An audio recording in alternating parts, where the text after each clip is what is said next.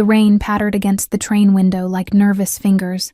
Matching the anxious rhythm of my heart, I shifted uncomfortably in my seat, trying to make myself smaller as water dripped from my soaked jacket onto the worn fabric below. The last passenger to board before departure, I'd been caught in a sudden downpour without an umbrella. Just another oversight in my increasingly chaotic life as a single mother. "Sorry," I mumbled to no one in particular, tucking a strand of damp hair behind my ear.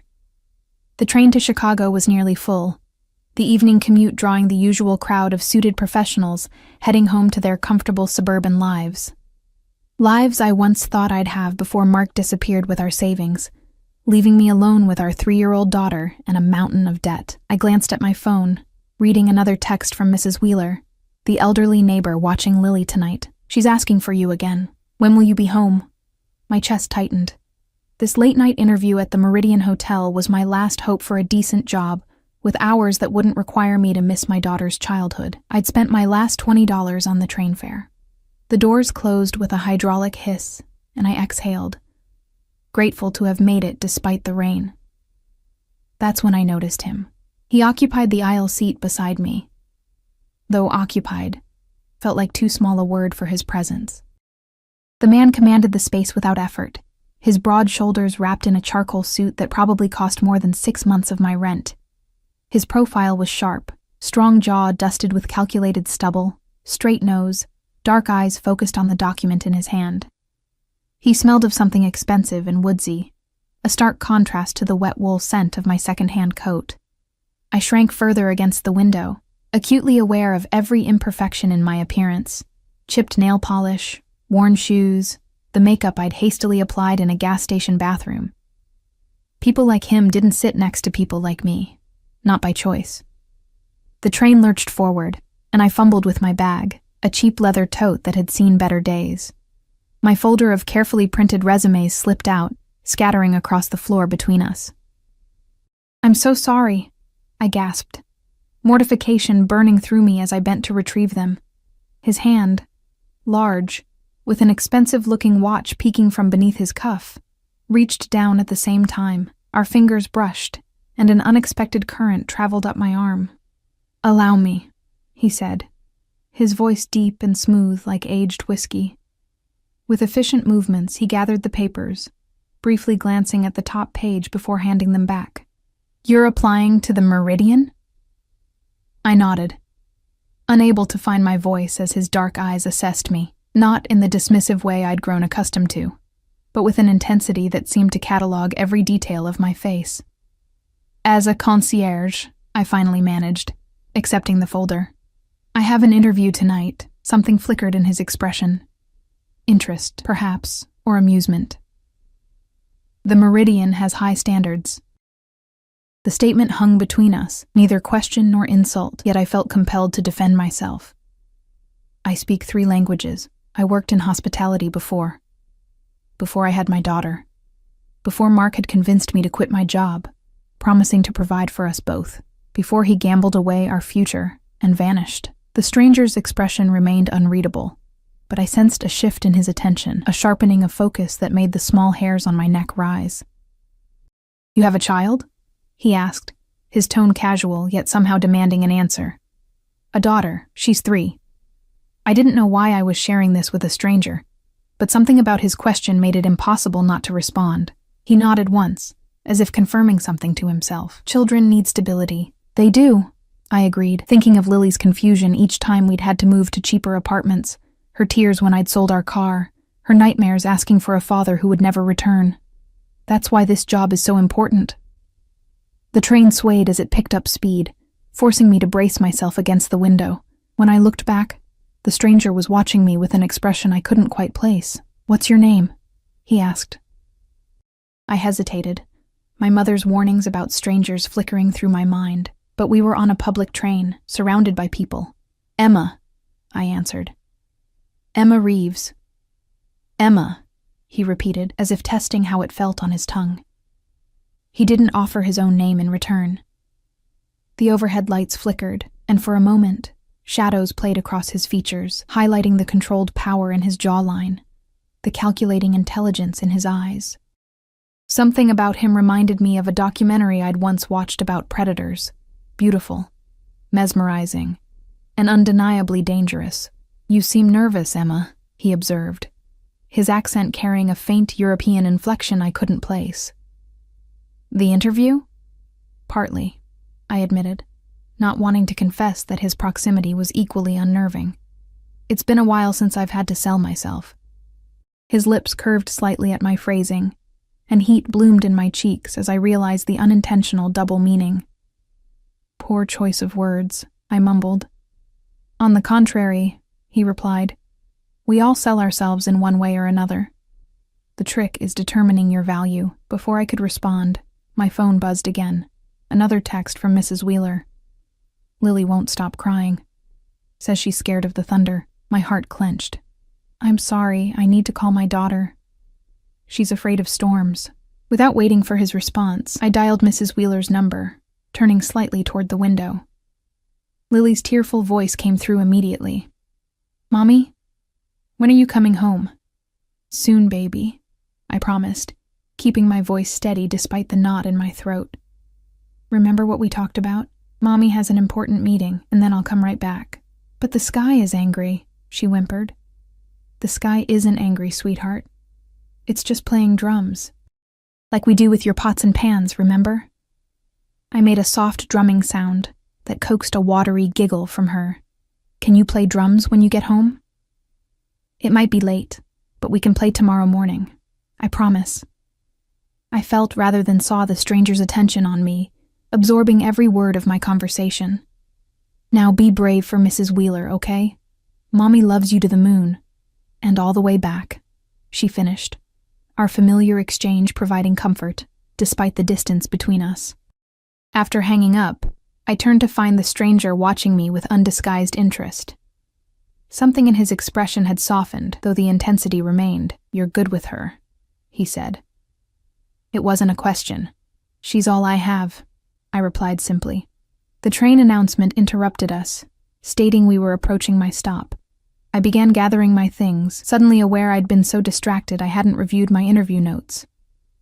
"The Meridian's executive chef is French.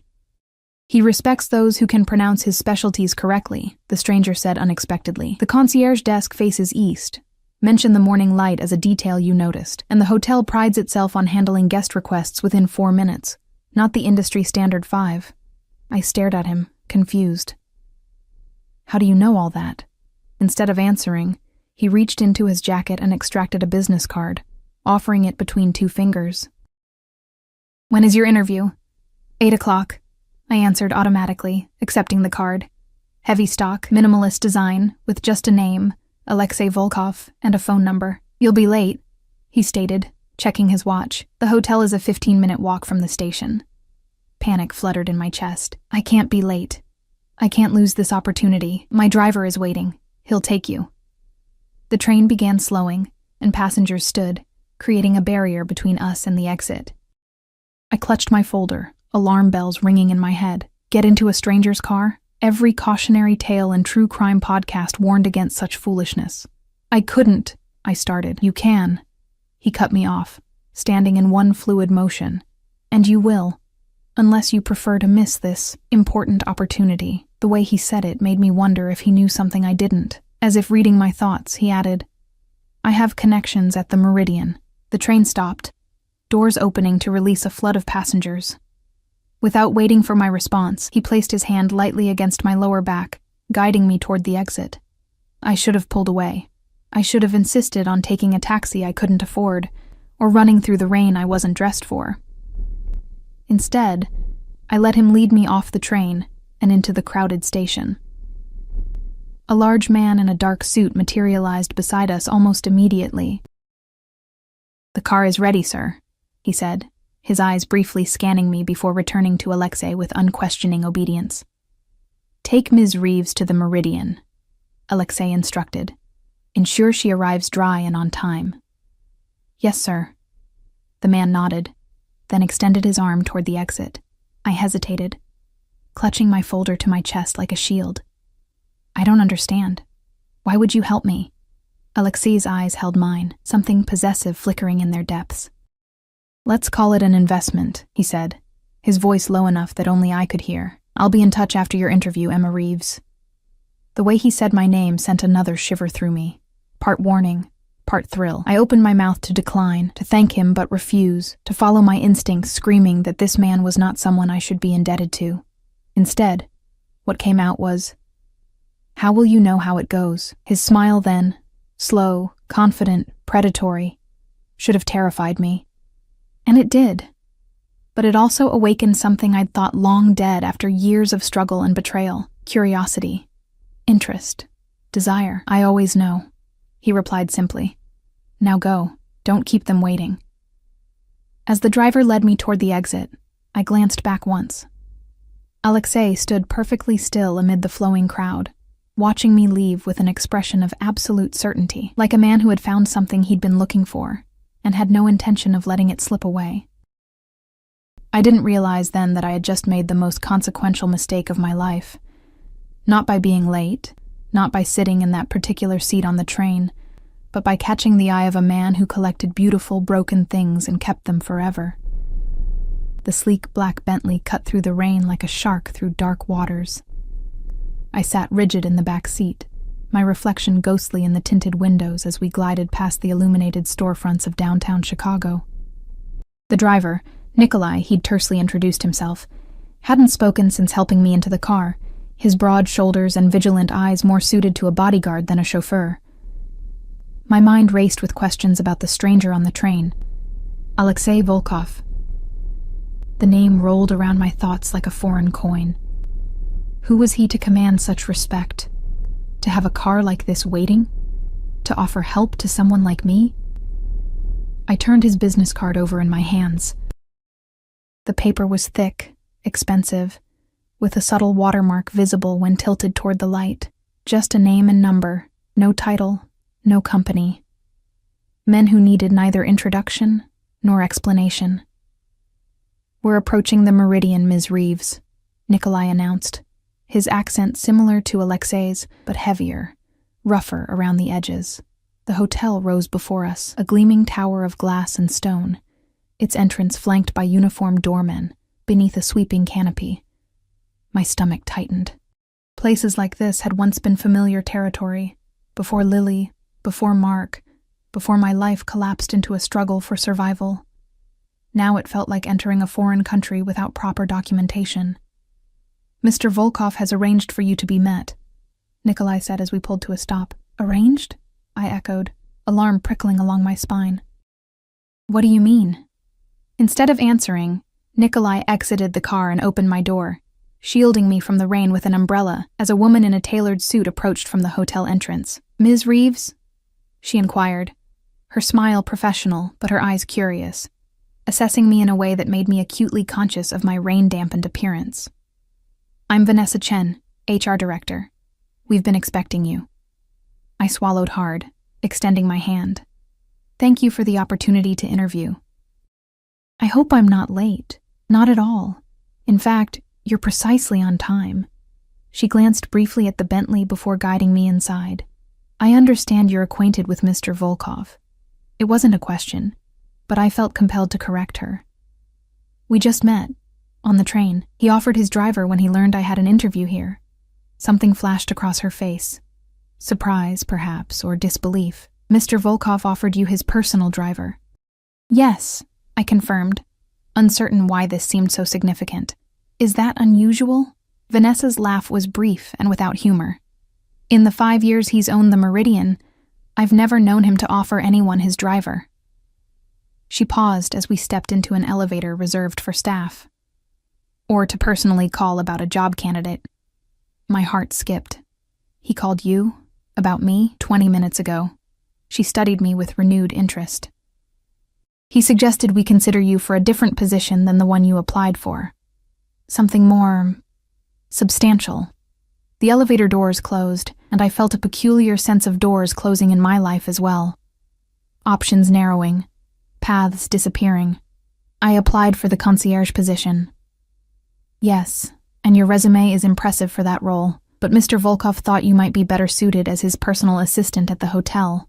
The elevator climbed smoothly upward, but I felt as though the floor had dropped from beneath me. His personal assistant? But I've never. The position hasn't been publicly listed, Vanessa continued. Mr. Volkov is quite particular about his staff. She gave me another assessing look, though he's never personally recommended a candidate before. The elevator opened directly into a luxurious office suite. Floor-to-ceiling windows showcased Chicago's glittering skyline, the storm lending a dramatic backdrop to the minimalist space dominated by a massive desk of dark wood and steel. This would be your primary workspace, Vanessa explained, when Mr. Volkov is in residence. He divides his time between Chicago, New York, and various international locations. I moved toward the windows, momentarily transfixed by the view and the implications of what was happening. Ms. Chen, I appreciate the consideration, but I came to interview for the concierge position. I'm a single mother. I need predictable hours, stability. The salary is triple what you'd earn as a concierge, she interjected, with full benefits, including comprehensive healthcare and childcare allowance. My breath caught. Triple. With healthcare. Lily's recurring ear infections had already maxed out my credit cards, and our apartment's heating was unreliable at best. With that kind of money, we could move somewhere safe, somewhere warm. What exactly would the job entail? I asked, hating the tremor in my voice. Managing Mr. Volkov's schedule while he's at the Meridian, coordinating with his other properties, handling sensitive communications and ensuring his privacy. She paused.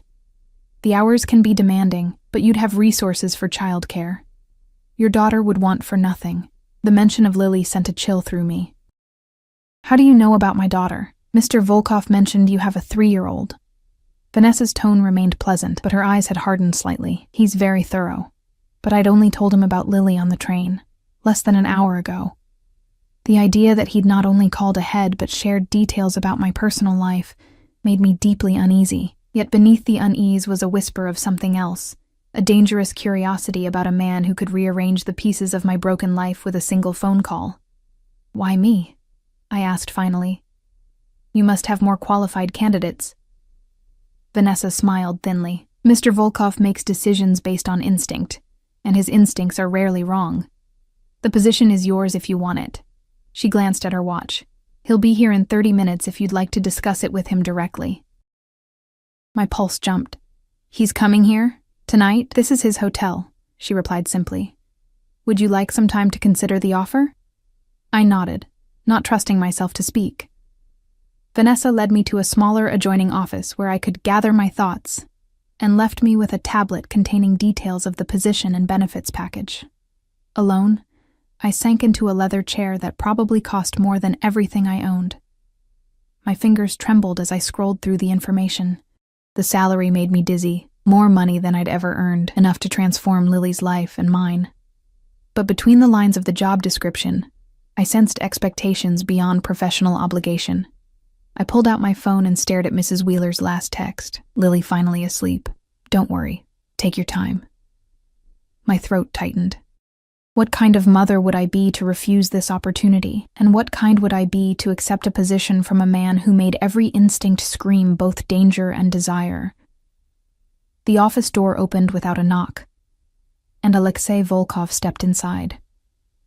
He moved with the same controlled power I'd noticed on the train, but here, in this environment of wealth and authority, the effect was magnified. His suit jacket was gone, leaving him in a crisp white shirt with sleeves rolled precisely to the elbows, revealing forearms corded with muscle and an expensive watch that caught the light.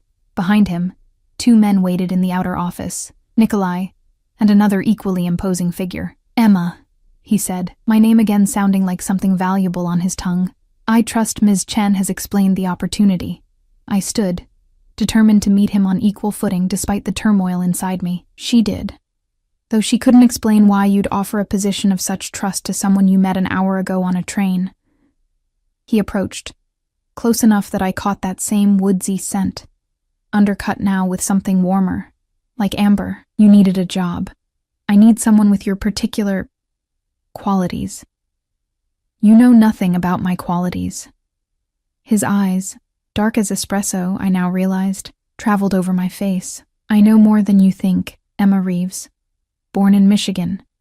Graduated with honors from Cornell's hospitality program, married to Mark Reeves for 4 years until he disappeared with your savings, and left you with crushing debt and a 2-year-old daughter. He paused, noting my shock. I know you've worked 3 jobs simultaneously trying to stay afloat. I know your daughter's name is Lily, that she's afraid of thunderstorms, and that you've sold nearly everything of value you own except your grandmother's wedding ring. My hand instinctively covered the simple gold band I wore on a chain beneath my blouse. How could you possibly? I make it my business to know what's mine. The words, spoken softly but with absolute conviction, should have sent me running. Instead, they rooted me to the spot, caught between outrage and a terrible, treacherous fascination. I'm not yours, I said, finding my voice. You can't just research me and decide. But I have decided. He stepped closer, and I forced myself not to retreat. The only question is whether you're brave enough to accept what I'm offering. A job, I clarified, needing to define boundaries that already felt dangerously blurred. Something like amusement flickered in his eyes. For now, yes, a job. Why? I demanded. Why me? Why like this? He considered me for a long moment. Because you remind me of something I lost once. Because you have fire despite everything that's happened to you. His voice dropped lower. And because when our hands touched on that train, you felt it too. Heat bloomed in my chest, spreading upward to my face. I couldn't deny the electric current I'd felt at his touch, but I wasn't about to admit it either. I have a child to think about, I said instead. I can't make decisions based on momentary connections. On the contrary, he countered. That's precisely why you should consider my offer, for your daughter's sake. He turned to the window, hands in his pockets, a casual stance that nonetheless radiated authority. The concierge position you came for pays barely enough to cover your rent and daycare. You'd still be working weekends at that coffee shop and taking translation gigs at night. Lily would continue seeing you exhausted, stressed, unable to provide the stability she deserves. Each word struck with painful accuracy. And working for you would be better? I challenged, even as part of me already knew I would accept, had perhaps decided the moment he offered his driver in the rain. Working for me would transform your circumstances overnight. He turned back to me. A new apartment in a safe neighborhood. Quality childcare, financial security, all in exchange for your loyalty and discretion. Loyalty and discretion about what, exactly? His smile was slight, but knowing. My business affairs are complex and often confidential. I need someone I can trust. You can't trust someone you just met. I trust my instincts about people. They've kept me alive. The phrasing sent another chill through me. What kind of man spoke about staying alive rather than being successful? As if sensing my thoughts, he added. I have interests in real estate, hospitality, and private equity across several countries. Some of my competitors are unscrupulous. Discretion is therefore essential. The explanation sounded reasonable enough, but instinct told me there were depths he wasn't revealing. Still, was I in any position to refuse? My interview clothes had been purchased at a thrift store. My electricity had been shut off twice this year. Lily deserved better than the life I was barely providing. If I accept, I said carefully, I would need predictable hours. My daughter would have the best care money can buy, he interrupted. A nanny, if you wish, or placement at the Meridian Staff Childcare Center, whichever makes you more comfortable. The idea of Lily in a safe, warm place while I worked, not miles away at a daycare I could barely afford, was almost overwhelming. I would need to think about it, I said, clinging to the last threads of caution. Of course. He reached into his pocket and extracted a small key card. Stay here tonight. Consider the offer carefully. The presidential suite has been prepared for you. I stared at the key card. I need to get home to my daughter. Your neighbor, Mrs. Wheeler, has already been contacted. A car will bring Lily here in the morning, along with whatever you both need for a few days. Shock rendered me momentarily speechless. You contacted my neighbor? Without my permission? I anticipated you might want time to consider, he replied unapologetically. And I assumed you wouldn't want to leave your daughter overnight. You had no right, I said, anger finally breaking through my confusion. You can't just arrange my life without my consent. Something darkened in his expression then. a glimpse of what might lie beneath the controlled exterior. "You're right," he conceded, though his tone suggested the admission cost him. "I overstepped. My associate simply confirmed that your daughter was safe and offered Mrs. Wheeler compensation for extended child care. The choice to bring Lily here tomorrow is entirely yours." The explanation did little to ease my discomfort, but exhaustion was setting in, blunting the edges of my outrage. The thought of returning to my cold apartment, of waking Lily to take her home on public transit at this hour, suddenly seemed impossible. "One night," I said firmly. "I'll stay one night and give you my answer in the morning." Satisfaction settled over his features. "Excellent.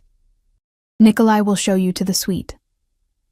He reached out, his fingers brushing my arm in a touch so light it might have been accidental, if not for the intentness of his gaze. "Rest well, Emma. Tomorrow is the beginning of a new life for you and Lily." As Nikolai led me toward the elevator, I glanced back at Alexei. He stood silhouetted against the storm-darkened windows, watching me with the unwavering attention of someone who had claimed ownership of something precious. I stepped into the elevator, the doors closing between us like a blade dropping. Only then did I release the breath I'd been holding. The business card still clutched in my hand, the imprint of his touch still burning on my skin. I didn't know it then, but I had already entered his world. A gilded cage whose bars would only become visible once it was too late to escape. Morning light streamed through windows I had been too exhausted to properly close the night before.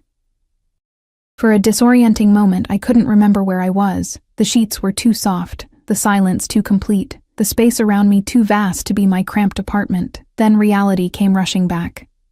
The Meridian. Alexei Volkov. The job offer that felt more like a carefully laid trap.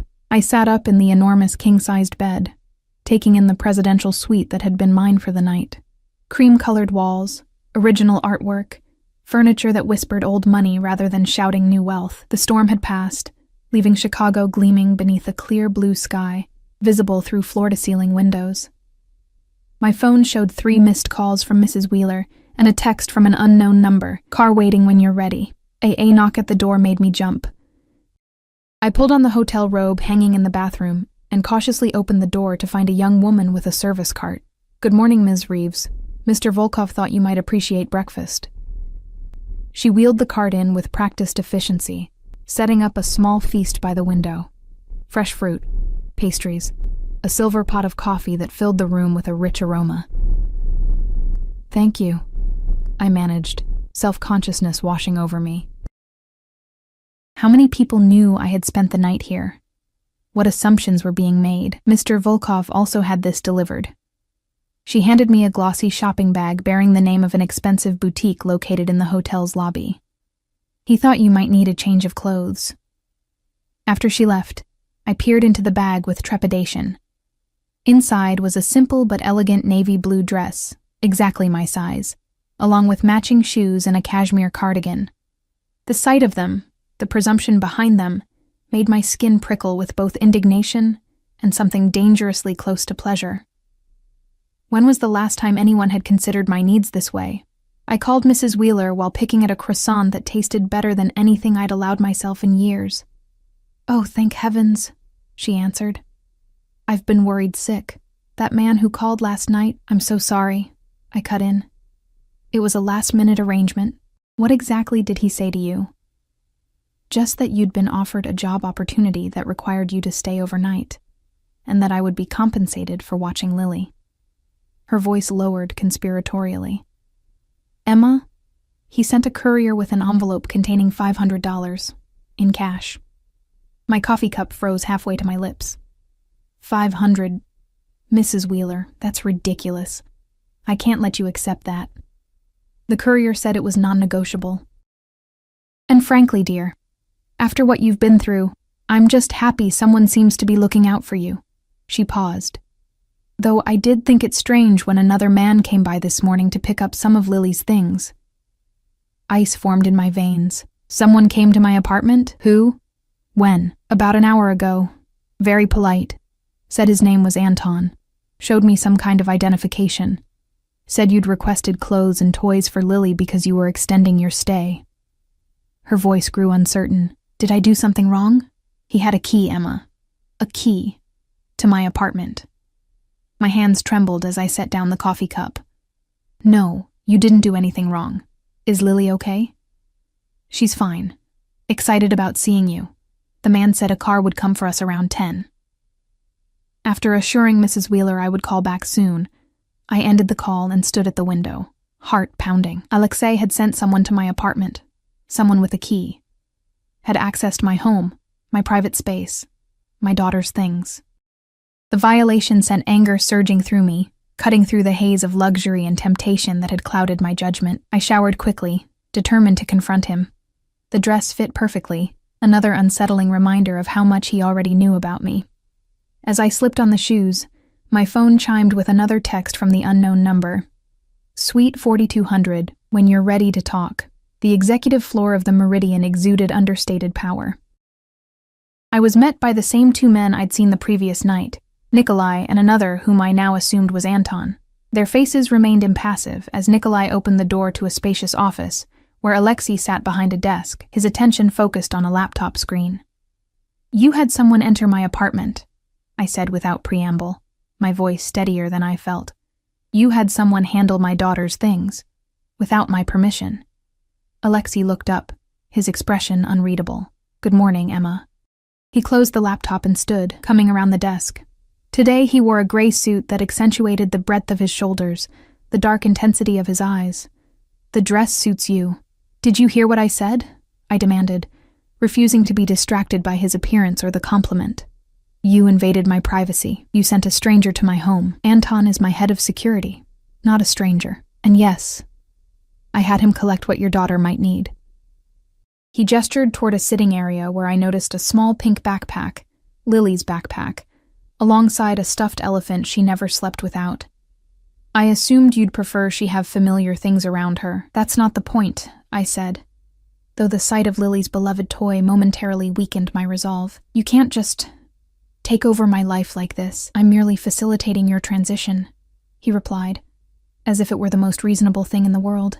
You need this job. Your daughter needs stability. I'm providing both. By breaking into my apartment, a flash of irritation crossed his face. Nothing was broken. The building superintendent was quite willing to provide access when shown the proper incentive. The implication that he had bribed my superintendent only fueled my anger. That's not how normal people behave, Mr. Volkov. Normal employers don't send men to access their employees' homes. They don't arrange childcare without permission. They don't. I'm not a normal employer, he cut in, his voice dropping to a register that sent an involuntary shiver through me. And this isn't a normal job offer. He moved closer, near enough that I could see flecks of amber in his dark eyes. You need more than a job, Emma. You need protection, security. Someone who can ensure you and your daughter never want for anything again. And that's you? I challenged, though my voice had lost some of its edge. A man I met yesterday? A man who apparently investigated my entire life within hours of meeting me? Yes, he answered simply. That's me. The conviction in his voice was almost hypnotic. I forced myself to step back, needing distance to think clearly. Why? Why me? And don't say it's because of some connection we had on a train. People don't upend their lives for momentary attractions. Something shifted in his expression then. A calculating look that made me realize he was deciding how much to reveal. Sit down, he said finally, gesturing to the couch. When I hesitated, he added, Please. I perched on the edge of the couch, watching as he poured 2 cups of coffee from a silver carafe on a side table. He handed me one, then sat across from me, his posture relaxed, yet somehow still commanding. I knew who you were before you got on that train, he said. The coffee turned bitter in my mouth. What? Your husband, Alexei continued, his eyes never leaving mine, stole more than just your savings when he disappeared. My hands tightened around the cup. What are you talking about? Mark Reeves worked for one of my associates. He was entrusted with handling certain financial transactions. Before he vanished, he diverted a significant sum of money that wasn't his to take. The room seemed to tilt slightly. Mark had been an investment advisor. At least that's what he'd told me. We'd met when I was working at an upscale hotel in New York, and he'd swept me off my feet with his confidence, his plans for our future. I'd never fully understood exactly what he did, only that it paid well and required late nights and international travel. "You're saying my husband stole from you?"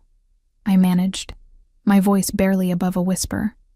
"Not directly from me, but from someone under my protection." Alexei set his cup down, his movements precise. "When your husband disappeared, my organization began looking for him. That search led eventually to you. I haven't seen or heard from Mark in over a year," I said, cold dread settling in my stomach. "If you're looking for money, I have nothing. He took everything." "I'm well aware of your financial situation," he replied, "and I'm not looking for restitution from you." "Then what do you want?" The question came out more vulnerable than I intended. Alexei leaned forward slightly, his gaze intense. "Initially, I wanted information. I had you followed, thinking you might lead us to your husband or the missing funds." The coffee cup nearly slipped from my hands. "You had me followed? For how long?" 3 months. He said it without apology or hesitation. "Long enough to determine you had no contact with him. Long enough to learn about your struggle to provide for your daughter, despite impossible circumstances." Memories flashed through my mind. The weight of being watched. The sensation of eyes following me that I'd dismissed as paranoia. It had been real. He had been watching. "And then what?" I asked, setting the cup down before I dropped it. "You just decided to approach me on a train? Pretend it was coincidence? I decided to offer you a way out," he corrected. "The train was an opportunity I hadn't planned. But I've learned to recognize when fate intervenes." I laughed, a brittle sound with no humor in it. "Fate. Right. So this job offer, what is it really? A way to keep me close in case Mark contacts me? Or is it some twisted form of compensation for what he took?" His expression darkened. "It's an opportunity, Emma, one you desperately need. Your motives for accepting it are your own concern." "And if I refuse?" I challenged, though part of me already knew the answer. "Then you leave here with my regrets and return to your life." His tone was light, but his eyes held a warning, though I should mention that your former apartment is no longer available to you. "What?" "Your lease was terminated this morning. The building has apparently been sold to a new owner who plans to renovate." He sipped his coffee. Unfortunate timing. Rage and disbelief collided within me. "You bought my apartment building? I acquire distressed properties throughout the city. The timing was convenient." His expression remained impassive, but I sensed something beneath the surface, satisfaction, perhaps, at having removed one more avenue of escape. "This is insane," I whispered, more to myself than to him. "You can't just force someone into working for you by making them homeless." "I'm not forcing you into anything. I'm presenting options." He stood, buttoning his suit jacket in a gesture that somehow emphasized his authority. "Option 1. Accept the position I'm offering. Live in the apartment I've arranged in this building, where your daughter will have access to the best childcare, education, and security. Where you'll earn enough to save for her future, and perhaps even rebuild your own." He moved to the window, gazing out at the city, as if he owned not just this hotel, but everything he could see. Option 2. Decline. Leave with whatever severance Ms. Chen deems appropriate for your almost employment. Find a new apartment, a new job, and continue struggling alone. The unfairness of it burned in my throat. "That's not a choice. That's an ultimatum." He turned back to me, something almost like compassion flickering across his features. "The world rarely offers perfect choices, Emma. Only necessary ones." A knock at the door interrupted us. Anton entered, his expression grave. "Sir, the car with the child has arrived." My heart lurched. "Lily's here?" Alexei nodded. "As promised. Would you like to see her now, or would you prefer some time to compose yourself?" The question, its genuine concern, momentarily disarmed me. He had orchestrated this entire situation, manipulated every variable, yet still seemed attuned to my emotional state. It was this strange blend of control and consideration that made him so disorienting. "I want to see my daughter," I said firmly. Alexei nodded to Anton, who disappeared briefly before returning with Mrs. Wheeler and Lily. My daughter's face lit up when she saw me, her small legs carrying her across the room in an eager rush. "Mommy!" she cried, flinging herself into my arms. I held her tightly, breathing in the familiar scent of her strawberry shampoo, feeling the solid reality of her small body against mine. "Hi, baby," I whispered, tears threatening. "I missed you." "We're having an adventure," she informed me solemnly. "Mr. Anton said we're staying in a castle." I glanced up to find Alexei watching us, his expression unguarded for once. Something in the way he looked at Lily, a softness, a longing, made me wonder what lay beneath his calculated exterior. Mrs. Wheeler approached cautiously, her eyes wide as she took in the luxurious surroundings. "Emma, is everything all right? This is all so sudden." "Everything's fine," I assured her, though nothing could have been further from the truth. "Thank you for bringing Lily, and for watching her last night," she nodded, though concern remained etched in her features. "Will you be staying here?" Before I could answer, Alexei stepped forward, extending his hand to Mrs. Wheeler with a charm I hadn't witnessed before. "Mrs. Wheeler, thank you for your assistance. My staff will ensure you get home safely." He turned to me. "Perhaps Emma would like some time alone with her daughter while you enjoy breakfast downstairs. My treat, of course." The dismissal was polite, but unmistakable. After Mrs. Wheeler had been escorted out, Alexei knelt to Lily's level, his powerful frame somehow softening as he addressed her. "Hello, Lily. My name is Alexei. Your mother is going to be working with me, which means you get to stay in this special place for a while. Would you like that?" Lily regarded Alexei with the unfiltered curiosity only a child can possess, her head tilted slightly as she studied his face. "Is this your castle?" she asked.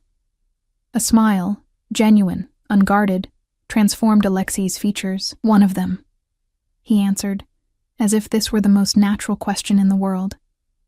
"Do you like it?" She nodded, clutching her stuffed elephant closer. "It's big and shiny." "Lily," I interrupted, uncomfortable with their interaction, despite its apparent innocence. "Why don't we go see our room? You must be tired after your trip." "Actually." Alexei stood, the brief moment of warmth receding behind his usual controlled demeanor. "I've arranged for a tour of the childcare facilities. I thought Lily might enjoy seeing where she could spend her days while you work." The presumption, again, that I had already accepted his offer, sent a fresh wave of irritation through me, but before I could object, Lily tugged at my hand. "Can we see it, Mommy? Is there toys?"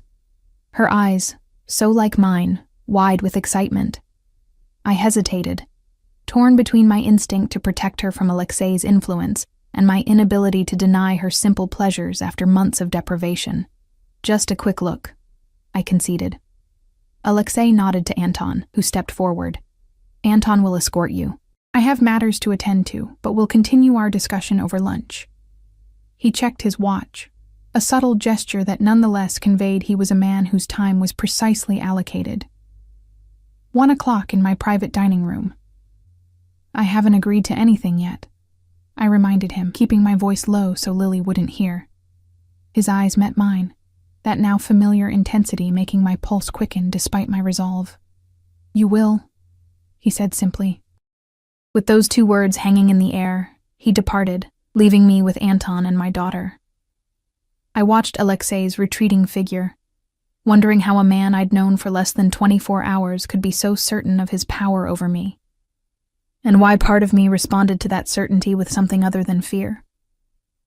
The child care center occupied the entire 4th floor of the Meridian's West Wing, a space so vastly different from the dingy daycare where I usually left Lily that it might as well have been on another planet. Sunlight streamed through generous windows into rooms filled with educational toys, books, and child-sized furniture. A small indoor playground featured a climbing structure and slide. An adjacent kitchen prepared organic meals tailored to each child's nutritional needs. "We maintain a ratio of 1 caregiver to 3 children," explained the center's director, a warm-voiced woman named Eliza. "All our staff have degrees in early childhood education and undergo rigorous background checks." "How many children usually attend?" I asked, watching Lily as she explored a reading nook with undisguised wonder. "Currently 12. all children of hotel executives or VIP guests. Eliza smiled as Lily discovered a dollhouse nearly as tall as she was. Mr. Volkov personally oversees the funding for this facility. He believes strongly in providing exceptional care for children. The information surprised me. Somehow, I hadn't imagined Alexei Volkov having any particular interest in children's welfare. Has he always been involved with the child care center? Something flickered across Eliza's expression. Caution, perhaps. Mr. Volkov established the center 3 years ago, after he acquired the Meridian. It was a priority for him. And before I could probe further, Lily ran to me, eyes shining. Mommy, can I stay, please? They have books I never saw before. I knelt beside her, straightening her rumpled shirt. Maybe, sweetheart. Mommy needs to figure some things out first. Her small face grew serious, displaying that unnerving perceptiveness children sometimes possess. Are we poor again today? The question, innocent yet devastating, knocked the breath from me. I hadn't realized she'd understood our circumstances so clearly. No, baby. We're not poor today. Good, she said decisively. I don't like when you cry at night. I swallowed hard, aware of Anton watching us from a discreet distance. How many times had Lily lain awake, listening to me struggle with bills, with worry, with the crushing weight of failing her despite my best efforts. And here was an answer. Problematic, complicated, potentially dangerous, but an answer nonetheless. Being offered by a man whose interest in us I still didn't fully understand. By the time Anton escorted us to our temporary accommodations, a 2-bedroom suite that made the presidential suite seem modest by comparison, I felt my resistance crumbling. Lily ran from room to room, discovering her toys and clothes already unpacked. A small bed with princess sheets prepared, a bathroom with child-sized robes and slippers embroidered with her initial. Mr. Volkov thought the young miss might appreciate these touches, Anton explained, his usually impassive face softening slightly as he watched Lily's delight.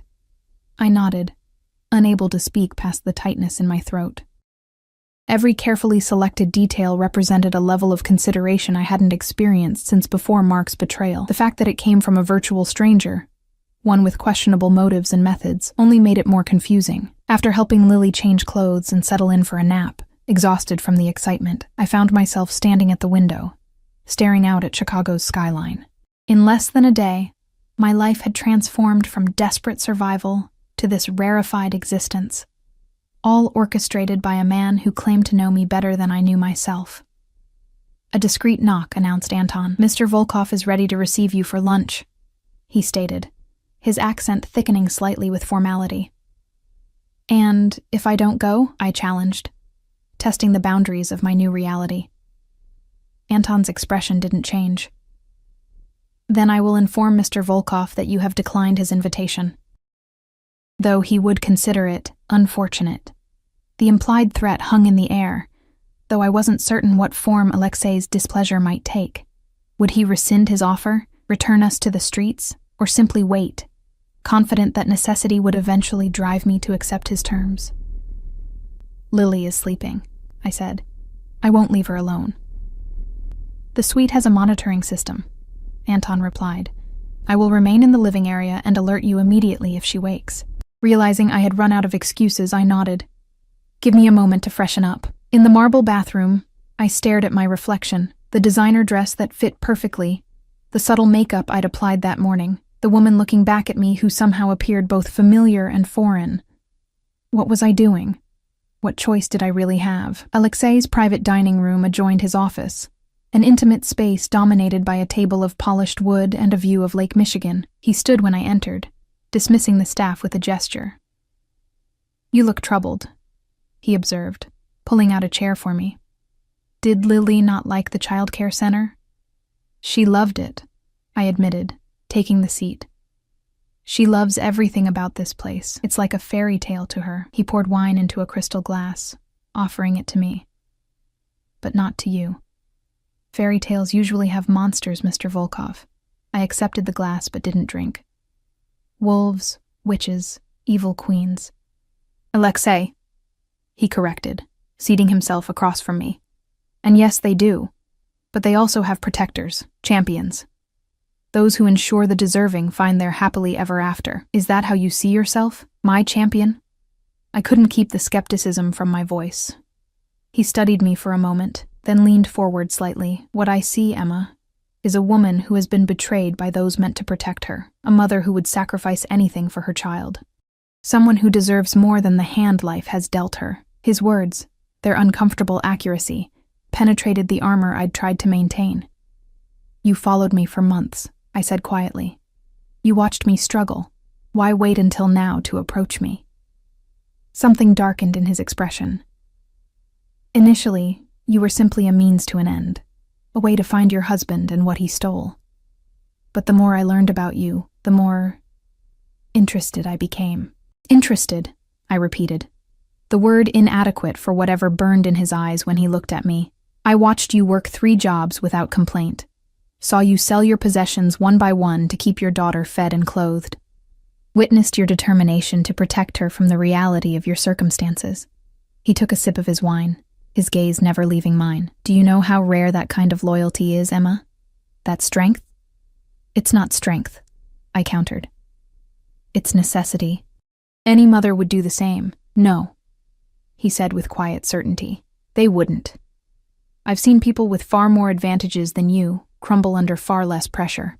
Servers entered then, presenting the first course, a delicate seafood creation artfully arranged on bone china. I picked at it while Alexei continued. I approached you now because your situation had become untenable. Your landlord was planning to evict you next week. Your car required repairs you couldn't afford. Your daughter needed medical attention for her recurring infections. He stated these facts dispassionately, yet each one twisted like a knife. I merely accelerated the inevitable. The realization that he knew even these intimate details of our struggle, had known and watched from a distance, sent a chill through me. So this is what? Charity? Pity? This is opportunity, he corrected, his tone hardening slightly. For both of us. What opportunity could I possibly offer you beyond information about Mark? I set down my fork, appetite gone. I've told you. I don't know where he is, or what he did with the money. Alexei was quiet for a moment, calculating. Then, your husband didn't just steal money. He took something more valuable. Information that could compromise certain business interests. People are looking for him, Emma. Dangerous people with fewer scruples than I have. Fear coiled in my stomach. Are you saying I'm in danger? That Lily is? I'm saying that under my protection you never will be. He reached across the table, his fingers brushing mine in a touch both possessive and reassuring. Accept my offer, Emma. Work for me. Let me keep you and Lily safe. I withdrew my hand, needing distance from the electric current that seemed to flow between us. And the real job? What would that actually entail? Exactly what Ms. Chen described. Managing my schedule here. Coordinating with my other properties. Handling communications I don't wish to deal with personally. He paused. You would be privy to sensitive information. Your discretion would be paramount. Just business matters? I pressed, needing clarity on his expectations. Something like amusement flickered in his eyes. For now, yes. Just business. The implication in those 2 words, for now, hung between us, charged with possibility. I took a sip of wine, buying time to think. And we would live here. In the hotel? In the apartment connected to my suite, he confirmed. It's more secure. You would have your own entrance, complete privacy, but proximity should I need you. The arrangement felt intimate, inappropriate. Yet I couldn't deny the practical advantages. No commute. Lily nearby in the childcare center. Security in a building where Alexei Volkov's word was clearly law. And if I accept, I said slowly, what happens when you find Mark? When you get back whatever he took? His expression turned enigmatic. Let me worry about Mark Reeves. The coldness in his voice sent a shiver through me. I don't want my daughter's father hurt, I said, though Mark had forfeited any right to my loyalty long ago. Whatever he did. Her father abandoned her, Alexei cut in, an unexpected edge to his words. He left her to poverty and uncertainty without a backward glance. He forfeited any claim to your consideration. The vehemence of his response surprised me. You seem personally offended by what he did. I am, he admitted, his voice lowering. Family is sacred, Emma. Those who betray it deserve whatever consequences follow. There was history there. Something raw and personal that went beyond business principles. Before I could probe further, he continued. You have until tomorrow morning to decide, 9 a.m. If you accept, you'll sign the employment contract Ms. Chen has prepared. If not, you'll be provided sufficient funds to secure new housing and a month's expenses. The generosity of the alternative offer surprised me. Why would you do that if I refuse to work for you? He smiled slightly. Because whether you work for me or not, you're already mine to protect. The possessive declaration should have repelled me. Instead, it awakened something long dormant, a yearning to belong, to be valued, to be claimed by someone who wouldn't disappear when responsibility became inconvenient. I'll think about it, I said. Though we both knew what my answer would be, the decision had been made the moment I saw Lily's face light up in the childcare center. The moment I realized what security could mean for her future. Alexei nodded, satisfied. Good. Now, eat. You're too thin. The commanding tone made me bristle even as I complied, taking a bite of the exquisite food. You know, most employers don't comment on their employees' bodies. I'm not most employers, he reminded me, that hint of amusement returning. And you're not most employees. No, I thought as I met his intense gaze across the table. I certainly wasn't. Whatever game we were playing, whatever web he was weaving around me, I was entering it with eyes wide open, for Lily's sake, and perhaps, though I was reluctant to admit it, for my own. 6 months passed like a dream, or perhaps like waking from one. My life with Alexei Volkov unfolded in ways both expected and surprising, the boundaries between employer and protector, between gratitude and something deeper, blurring with each passing day. I signed the contract on that promised morning, the weight of the pen in my hand marking a division between my old life and whatever this new one would become. Lily thrived in the childcare center, her recurring illnesses vanishing with proper medical care, her vocabulary expanding as she absorbed everything the enriched environment offered. I watched her transform from a cautious child who hoarded food when she thought I wasn't looking, a habit born from our lean times, into one who laughed freely and slept through the night without fear. My role as Alexei's assistant proved more demanding and complex than I'd anticipated. His business interests extended far beyond the Meridian, encompassing real estate holdings across 3 continents, shipping operations in the Mediterranean, and investment portfolios that required constant monitoring. I coordinated his schedule, arranged his travel, and gradually became the gatekeeper through whom all communications passed. People feared him. This became apparent within days. Business associates, hotel staff, even his own security team approached him with a deference that bordered on dread. Yet with me, he showed a different face, demanding but fair, exacting but appreciative. And with Lily, to my continued surprise, he displayed genuine tenderness. It began with small things. A handcrafted wooden puzzle from Russia appearing in our apartment. A miniature chef's apron when Lily expressed interest in cooking. Careful inquiries about her preferences and progress. He never intruded, never presumed, but his attention to her happiness remained constant. One evening, returning early from a meeting, I found him seated on the floor of our living room, his expensive suit jacket discarded, patiently teaching Lily to play chess on a board inlaid with mother of pearl. Knight to e5, he was saying, his voice gentler than I'd ever heard it. Remember, the knight moves in an L shape. Like this? Lily asked, her small fingers carefully moving the piece. Precisely. The pride in his voice matched the beaming smile on my daughter's face. You're a natural strategist. Neither had noticed my arrival, and I stood frozen in the doorway, struck by the tableau they created, the powerful, dangerous man and the innocent child, connected by something I couldn't quite name. Only when Alexei looked up, catching my eye with an expression almost like guilt, did I realize I'd been holding my breath. That night, after Lily was asleep, he knocked on the door that connected our apartments, a door that had remained closed since our arrival, honoring the promise of privacy. You're good with her, I said when I opened it, echoing his words from our first meeting on the train. She's easy to be good with, he replied, hands in his pockets, somehow less imposing in the casual clothes he wore after hours. Smart, resilient, like her mother. The compliment warmed me despite my determination to maintain professional distance. "She's becoming attached to you," I warned, the fact having both concerned and confused me for weeks. "Is that a problem?" he asked, his eyes searching mine. "It could be." I stepped back, allowing him to enter our shared space for the first time. Children need consistency, permanence. "And you believe I can't provide those things?" There was an edge to his question, not anger, but something like hurt. I chose my words carefully. "I believe your interest in us is tied to finding Mark. Once that happens, nothing changes," he interrupted, moving closer. "My interest in you, in Lily, has nothing to do with your husband anymore." "Then what is it about?" I challenged, needing clarity after months of ambiguity. "Why go to these lengths for a woman you barely know?" He was quiet for a moment, his expression more open than I'd seen since that day with Lily. "I had a sister," he finally said, the admission clearly costing him. "Younger than me by 10 years.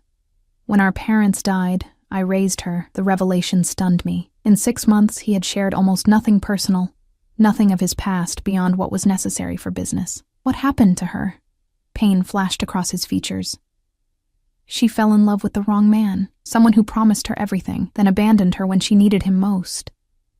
His jaw tightened. "She died alone, Emma, with her child still inside her." Understanding dawned, sharp and clear. "That's why you followed me. Why all of this?" "Initially, yes," he acknowledged. "You reminded me of Natalia, the same determination, the same loyalty." He moved to the window, staring out at the city lights. "But then it became something else, something I didn't expect." "What?" I barely breathed the question. He turned back to me, his customary mask of control slipping to reveal naked longing. "I found myself wanting to protect you, not because you reminded me of her, but because of who you are." The air between us charged with unspoken possibility. For months, I'd interpreted his care as obligation, his attention as ownership. Now I saw what had been building beneath the surface, his desire not just to possess, but to cherish. "Alexei," I began, unsure what I intended to say. He closed the distance between us in 2 strides, his hand coming up to cup my face. "I don't want your gratitude, Emma. I want your trust, your choice." When his lips met mine, it felt like inevitability, the culmination of tension that had simmered beneath every interaction since that rainy evening on the train. His kiss was both gentle and demanding, respectful, yet hungry with months of restraint. I should have pulled away, should have maintained the boundaries between employer and employee, protector and protected. Instead, I found myself responding with equal fervor, my hand sliding up his chest to his shoulders, drawing him closer. "I've wanted this since I first saw you," he murmured against my lips, soaked from the rain, defiant despite everything. Reality intruded then, breaking the spell. "And Mark? What happens when you find him?" Alexei stiffened slightly, then stepped back, his expression clouding. "We need to talk about that." Cold dread pooled in my stomach. "You've found him." Yes, the confirmation was simple, direct.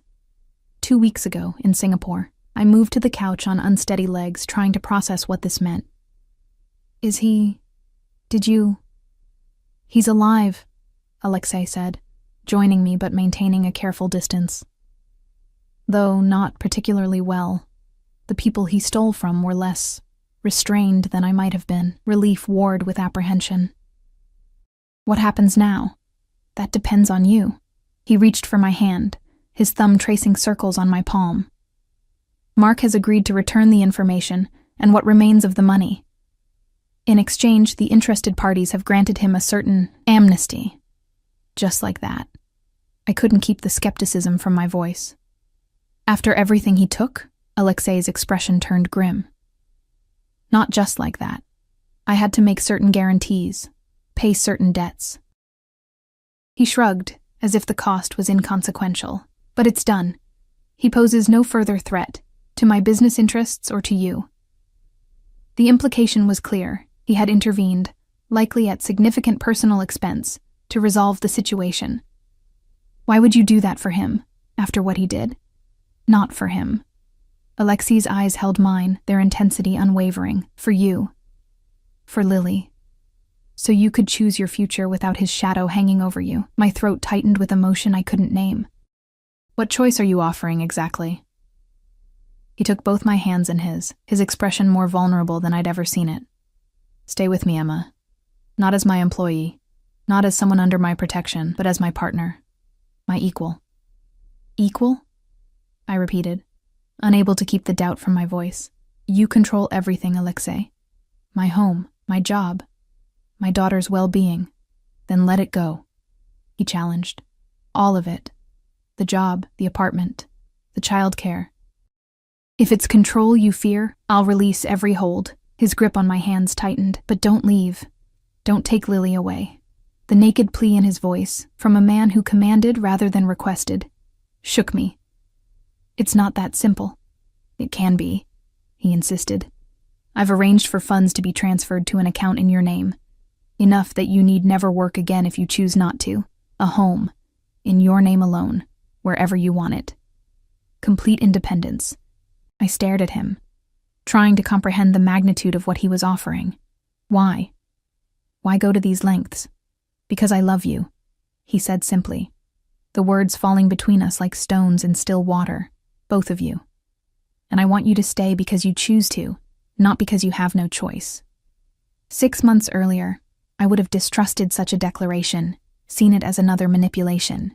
But I had watched this man over time, seen his integrity in business despite his ruthless methods, witnessed his genuine care for my daughter, felt the restraint in his every interaction with me. Whatever Alexei Volkov was, and he was undoubtedly dangerous to his enemies, he had never been anything but honest with me. What about Mark? I asked, needing to resolve this final piece. Will he try to contact Lily? Alexei's expression hardened slightly. He has signed away his parental rights in exchange for his freedom. Legally, he has no claim to her. He paused. Though if you wished her to know him someday, I wouldn't prevent it. The concession, so clearly difficult for him to make, was the final confirmation I needed. This wasn't about control. It was about love. Complicated, perhaps even obsessive, but genuine.